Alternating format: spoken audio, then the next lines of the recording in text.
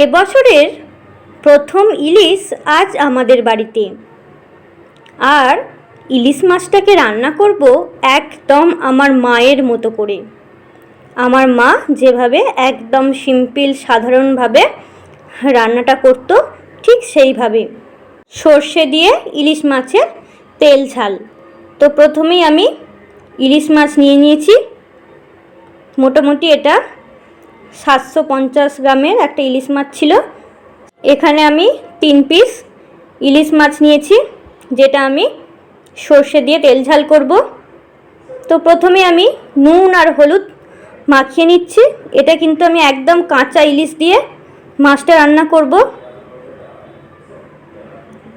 তেমন কিছুই মশলা লাগবে না, একদম সাধারণভাবে সর্ষে বাটা দিয়ে করব, যেভাবে কিন্তু আমার মা রান্না করতো, আর যেটা খেতে কিন্তু একদমই অসাধারণ হতো। তো নুন হলুদ মাখানো হয়ে গেছে। মশলার জন্য নিয়েছি 2 চামচ মতো সর্ষে। তো সর্ষের মধ্যে কিন্তু অনেক ময়লা থাকে, তো সেটাকে ভালো করে ধুয়ে পরিষ্কার করে নেব।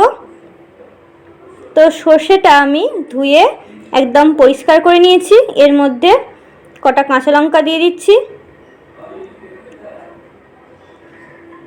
এবারে আমি দিয়ে দিচ্ছি পরিমাণ মতন একটু লবণ, যাতে সর্ষেটা তেঁতো না হয়ে যায়। সর্ষেটা বেটে নেবার পরে আমি ভালো করে ছেঁকে নিয়েছি, যাতে সর্ষের খোলাগুলো আর না থাকে। এর মধ্যে দিয়ে দিচ্ছি হলুদ গুঁড়ো, তারপরে দিয়ে দিচ্ছি খুবই অল্প পরিমাণে লঙ্কার গুঁড়ো। এবার আমি কড়াইয়ের মধ্যে দিয়ে দিয়েছি সর্ষের তেল। আর সর্ষের তেল ছাড়া তো ইলিশ মাছ রান্নাটা খেতে একদমই ভালো হবে না। এবার দিয়ে দিলাম কালো জিরে। এবারে যে মশলাটা তৈরি করে রেখেছিলাম সেটাই দিয়ে দিলাম। এখানে কিন্তু পোস্ত আরও অনেক কিছুই দেওয়া যায়, আমি কিন্তু একদম সিম্পল সর্ষে বাটা দিয়ে ঝালটা করছি। আর দিয়ে দিলাম কাঁচা পাকা লঙ্কা। মশলাটা ফুটে গেলেই এবার দিয়ে দিচ্ছি কাঁচা ইলিশগুলো।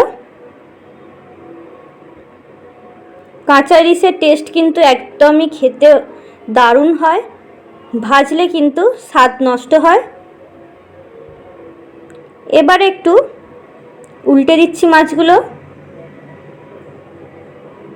মাছগুলোকে আস্তে আস্তে উল্টে দিচ্ছি, কারণ ইলিশ মাছ কিন্তু খুবই নরম, খুব তাড়াতাড়ি কিন্তু রান্নাটা হয়ে যায়। এবারে আমি চাপা দিয়ে দিলাম। তো চাপা খুলে নিয়েছি। ইলিশ মাছ কিন্তু তেল ঝাল একদম রেডি হয়ে গেছে। এবারে কিন্তু সবার শেষে একটু সর্ষের তেল দিয়ে দেবো, কাঁচা সর্ষের তেল, যেটা দেওয়ার ফলে কিন্তু এই রান্নাটা খেতে কিন্তু আরও সুন্দর হয়ে যাবে।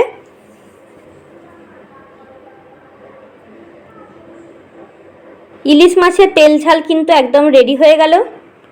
আজকে কিন্তু আমি মায়ের মতো করে একদম সাধারণভাবে ইলিশ মাছের তেল ঝালটা রান্না করলাম।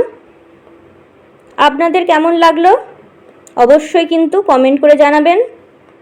আর ভিডিওটা লাইক করতে ভুলবেন না, আর অবশ্যই কিন্তু শেয়ার করে দেবেন। অন্য কোনো দিন ইলিশ মাছের আরও রেসিপি নিয়ে আমি আসবো।